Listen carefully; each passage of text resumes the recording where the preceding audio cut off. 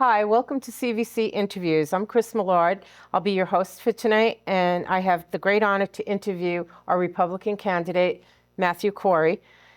Matt Corey is running against Chris Murphy for the U.S. Senate. Matt, can you give us a little background about yourself and tell us what brought you into this? Thank you for having me on. It's an absolute honor to talk to your audience.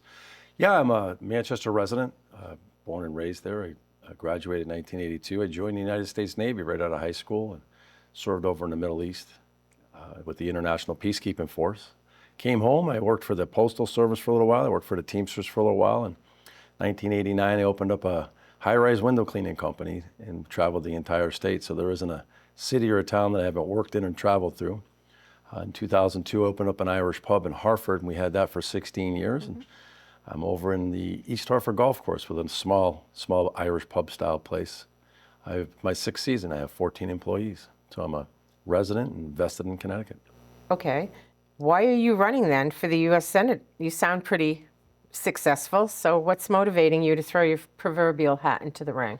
There's a lot of concerns going around, not only on the international basis, but here in the United States. But I got into this race because I'm concerned about what's happening around the world and in this country itself. I have 14 employees. I have young kids that are looking for work. I had a different perspective of looking through corporate America from the outside looking in, seeing a lot of job losses. One, I want to bring civility back to the United States Senate. And there seems to be a lot of divisiveness down there. No matter what party is down there, coming from Connecticut, I hear our senators, when they can't get things passed, it seems it's divisive. They don't take responsibility for not passing failed bills that they're responsible for instead of going back to the table with civility. Also, the institutions are under attack. When you look at the Supreme Court or any federal judges, I'd like to be a U.S. Senator to nominate nonpartisan judges, non-activist judges, people that hold up the Constitution and rule by the rule of law and not by the ideology that they believe in. Also, with foreign policy, I'd like to be a United States Senator who actually, instead of bowing to the globalists, we are a sovereign nation. I'd like to see the treaty process come back in and have the United States Senate get more involved with that. And we don't see as much as that we do. There are too many bureaucrats in Washington, and the Senate seems to be relinquishing its power to the executive branch. And I'd like to see it more stable and more separate, if that makes any sense. It seems it's usurping its power to unelected bureaucrats. That's something I would like to stand for in Washington. Somebody that truly represents the people. There's a lot of things the United States Senate could do. And it's like, once again, it's bringing integrity and civility back to such a sacred house. And I see it being torn down by a lot of divisiveness in Washington. I do have a question that does concern me. How do you feel about term limits on this? Do you think if we had term limits, it would make it more easy to run the country? You'd have people coming in, new blood coming in all the time. Like today, Erin Stewart said she was not going to run after her sixth term of being governor. Right. And I was like, wow, she could win, that.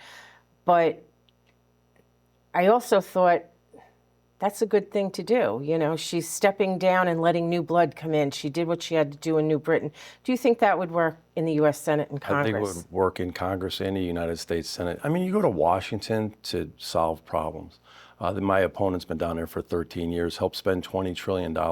We have a lot of longevity in not only in the congressional house seats, that have been down there for over 20-something years. If you go to Washington and you haven't accomplished what you've went there for in the first place after 20 plus years, you should step aside. It's a place to go. I would say 4 terms for a congressman, 2 terms for a United States Senator should fulfill that. Once again, I'll go back to that first question. Also, with the term limits, they were asking for term limits on Supreme Court judges. So there's an attack on our justice system that's unfounded. You have a senator that wants to stack the Supreme Court. The gentleman I'm running against also wants to get rid of the filibuster. I mean, if you can't pass laws and get a unanimous decision in Washington, and that's how the founders set up our process, to lash out is not a healthy process. So once again, if you've been down there for 2 terms, that's enough. That's enough. I think 2 terms for a United States Senator would be plenty. Thanks. This is a tough one. Where do you stand on your support for Israel? I'm 100% behind Israel. And what you see today, it's a shame that we have a administration that leads from behind. Prime Minister Benjamin Netanyahu is the face of the free world. He is taking on terrorist organizations from 4 fronts, one from Iran, one from the Houthi rebels, one from Hamas, and now Hezbollah. And this was all funded because they relieved the sanctions on Iran, who is sitting about $80 billion right now, that's surplus, which are funding these terrorist groups that are attacking Israel. The opponent that I'm running against, Murphy, he opposed the previous administration. He fought tooth and nail about his maximum pressure policies against Iran, and he's won. So Senator Murphy's won his wish, and you see what the results of this man's ideology, where Israel is being attacked from 4 fronts. One, he took the Houthi rebels off the terrorist organization watch list. He begged this previous administration to do that, or this current administration to do that. And you see what's happening. When you have a commander-in-chief, or somebody that wants to be commander-in-chief, a vice presidential candidate to be commander-in-chief, doesn't understand that, yes, we do have a military people in harm's way. It's the largest naval engagement since World War II. If they think the XL Valdez was the biggest spill, there's 3 oil tankers on fire in the Red Sea, blocking the sea lanes. The Houthi rebels are shooting ballistic missiles and surface-to-air missiles at our Navy ships and our shipping lanes. So this is an organization that Senator Murphy begged to take off the terrorist organization watch list. They also begged not to sell arms to Saudi Arabia, who was keeping the Houthis in check. So this is a failed foreign policy coming from a United States senator that is on the Senate Foreign Relations Committee, who is vying for Secretary of State. It's very concerning, especially being a former military person myself. Can you give us your thoughts on the bipartisan border bill and what that entails? Well, that bipartisan border bill was a failure. H.R. 2, so Senator Murphy did not have to take up that bipartisan senator's border bill. H.R. 2 was on Chuck Schumer's desk, Senator Chuck Schumer's desk. They could have passed that. Well, what did that bill entail? Remain in Mexico or the nearest country while you're waiting for asylum. It was securing our border by building the border wall, and it was an end of catch and release. And we see what is happening in our communities around this country, where you have illegal aliens, the ones that are committing the most heinous crimes, are being released on minimum bonds and not being deported. So that bipartisan border bill would have done nothing but allocated money for processing, would have put more border patrols on the border. But when you're flying them in from Venezuela and around the countries, different countries, border patrol is useless because they cannot stop what they're doing at that border. So that border would allow 5,000 people to come in, not through the ports of entry, and would have gave the president the power to shut it down after 5,000 people coming across the border. If you can shut it down after that, you can shut it down after 1. We need to secure our border. People need to come to this country legally, and we need to get rid of the people that are committing the most heinous crimes committed around this country, even here in Connecticut. Right. And it's not happening. And sanctuary city status needs to end. So it was a failed bipartisan border bill. Even the Democrats voted against that bill. Wow. What would you do to lower inflation and create job growth here in Connecticut? Listen, if you look at what both parties are advocating for, on the Democratic side, they're advocating for higher taxes and more spending. There's nothing pro-growth on the other side. That Trump's Tax Cuts and Jobs Act, if that is not renewed, it's going to cost us hundreds of thousands of jobs.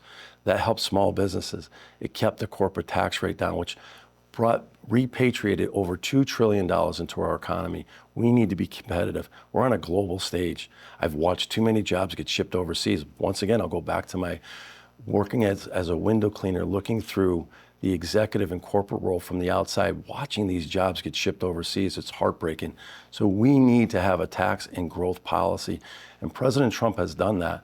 And when they say, well, we can't afford this, it's about spending. So if you look at the three leaders, the three people that are going to be on the top of the ticket on the Democratic side, not one of them has ever worked in the private sector.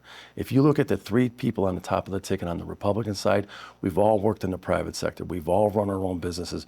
We understand what it is to sign the front of a paycheck. That's the difference. So who would you rather have run a $6 trillion budget or a $28 trillion economy? A former prosecutor or a business leader? We all know the answer to that. So you need to send more business people to Washington. We need pro-growth policies. The policies that are putting forward on the other side of the aisle is only going to stifle and crush this economy. If you want 4 more years of the same, then that's who you vote for. If you want 4 more years, of which was already proven, had a growing economy, we know who to vote for. So that's where I stand. Okay. Is there a specific committee that you'd like to serve on, one you feel is where you can do the best for our country and state if you are elected to the U.S. Senate? Being a former military who served overseas, the Senate Foreign Relations Committee, being a negotiator, I would love to be on that committee for the safety and security of our country. Armed Services Committee to make sure our veterans get the tools they need, not only while they're in the military, but also when they leave the military. And the Agriculture Committee. You know, I come from a family of farmers, and I see the agriculture here in Connecticut really struggling with a lot of stuff, losing a lot of farming in this state. So I'd really like to look out for the Agriculture Committee, and those are 3 main committees that I would really love to work on to better our country and better our state. Okay, question. How do you get on those committees? I'm going to be like everybody else that's got to ask this question. I really have no clue. You become a U.S. Senator and you just request to go on the, or did they vote you to go on the committee? I believe they vote, and depending on where you stand, but those are the ones I would be vying for. Cool. And hopefully I can get through that process and show them, whoever them are, you know, the people that run those committees, to at least be on those and give me a shot on that. Great, great. Do you have anything else you'd like to add? Any concluding thoughts, words that you'd like to share with all of us? Look, it's an honor to be here. It's a very important election. Just look at our state. Look at the direction it's going in. It's the high cost of living. I don't have to tell anybody when they go to a grocery store or a gas station, the affordability aspect, or look at your energy bill. You know, I'm for cutting taxes on a lot of things to move our country forward. The gentleman I'm running against, he wants to tax fossil fuels. It needs to be part of the equation. Fossil fuels, along with alternative energies, need to be part of the equation, but you can't alienate one to subsidize the other. It has to be part of this equation. The affordability aspect of that is about bringing jobs back to Connecticut, having a corporate tax rate to incite businesses to come back to hire, small businesses to hire. We can't do that by adding more taxes. If you look at our capital city of Hartford, 3/4 of the buildings are are in foreclosure. That is not sustainable. We need to bring pro-growth policies back, so people have a choice of this November. And please, if you're not registered to vote, no matter who you are, please get involved. Look what you want and for policies that you want. If you want more of the same, you know who to vote for. If you want change and growth and opportunity and affordability to stay here, and not only in the state of Connecticut, that's what we need. We need somebody that's going to have, that actually works in the private sector, lives here, and is vested here to represent you in Washington.